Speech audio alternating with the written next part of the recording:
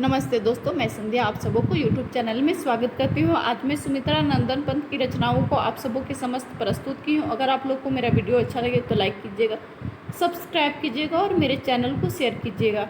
तो छायावाद के विष्णु सुमित्रा नंदन पंत का जन्म 1900 ईस्वी में जन्म हुआ था और मृत्यु 1977 ईस्वी में हुआ था। और जन्म स्थान कोसानी अल्मोड़ा में हुआ था और मृत्यु इलाहाबाद में हुआ था।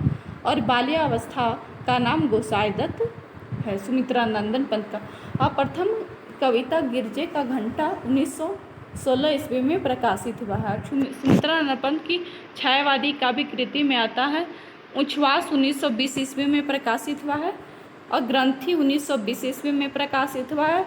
वीणा 1927 ईस्वी में प्रकाशित हुआ है। पल्लव 1928 में, गुंजन 1932 ईस्वी में प्रकाशित हुआ है। और छायावाद के जितने भी काव्य हैं वे बहुत ही महत्वपूर्ण हैं और सभी एग्जाम में पूछा जाता है छायावादी काव्य से कि यह कब प्रकाशित हुआ है, कि छायावादी काव्य है या प्रगतिवाद काव्य है, ये सभी पूछा जाता है। अगला प्रश्न प्रगतिवादी काव्य है। प्रगतिवादी काव्य में युगांत 1936 ईस्वी में प्रकाशित हुआ है और छायावाद का अंत और प्रगतिवाद का घोषणा पत्र भी कहा जाता है युगांत को। और युगवाणी 1939 ईस्वी में प्रकाशित हुआ है। ग्राम्य 1940 ईस्वी में प्रकाशित हुआ है। अंतश्चेतनावादी काव्य है स्वर्ण किरण 1947 ईस्वी में प्रकाशित हुआ है। स्वर्ण तुली 1947 ईस्वी में प्रकाशित हुआ है और युगपंथ 1949 ईस्वी में प्रकाशित हुआ है। ये जितना भी रचना है वे बहुत ही महत्वपूर्ण है और सभी एग्जाम में एक दो प्रश्न जरूर ही आता है। नव मानवतावादी काव्य है उत्तरा 1949 में प्रकाशित हुआ है और काला और बूढ़ा चांद 1959 में प्रकाशित हुआ है।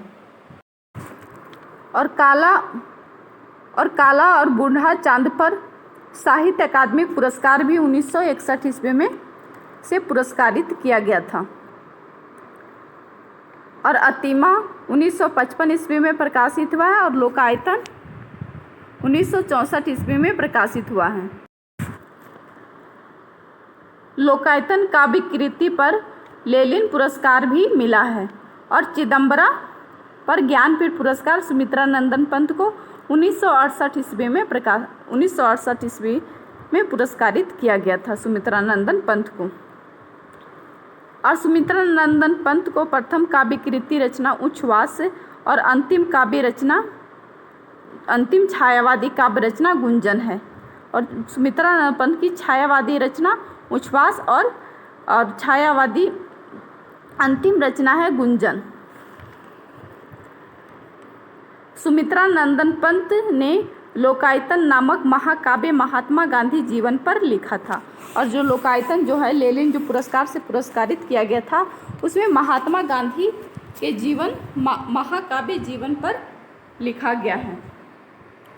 सुमित्रा नंदन पंत के महत्वपूर्ण कविताओं का संकलन चिदम्बरा शीर्षक से प्रकाशित हुआ है और इन्हें भारतीय ज्ञानपीठ पुरस्कार से भी पुरस्कारित किया गया है। सुमित्रा नंदन पंत की भूमिका को छायावाद का घोषणा पत्र या मैनिफेस्टो कहा जाता है। जो सुमित्रा नंदन पंत की जो छायावादी काव्य को छायावाद का घोषणा पत्र या मैनिफेस्टो कहा जाता है। किसको? तो सुमित्रा नंदन पंत को। और सुमित्रा नंदन पंत जी को संवेदनशील इंद्रियों बोध का कवि कहा जाता है और प्राकृतिक का सुकुमार कवि भी सुमित्रा नंदन पंत को कहा जाता है।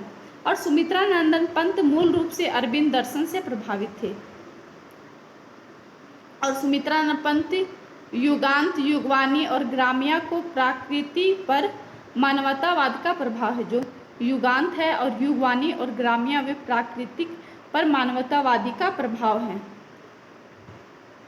और युगांत में छायावाद प्रवृत्ति का अंत और प्रगतिवाद का उदय माना जाता है। जो युगांत है वे छायावाद का अंतिम प्रवृत्ति और प्रगतिवाद का उदय माना जाता है। सुमित्रा नंदन पंत की काव्य कृतियां में प्रथम है छाया है, बादल, एक तारा, नौका विहार, झंझा प्राकृतिक से संबंधित श्रेष्ठ कविताएं हैं। और अरविंद दर्शन से प्रभावित काव्य हैं स्वर्ण किरण, स्वर्ण धूलि, युगांत, उत्तरा, रजत शिखर, शिल्पी, अतिमा, सौवर्ण, वीणा, ये सभी रचनाएं आध्यात्मिक हैं और अरविंद दर्शन से प्रभावित हैं। अरविंद दर्शन से प्रभावित रचनाएं सुमित्रा नंदन पंत में हमेशा पूछा जाता है।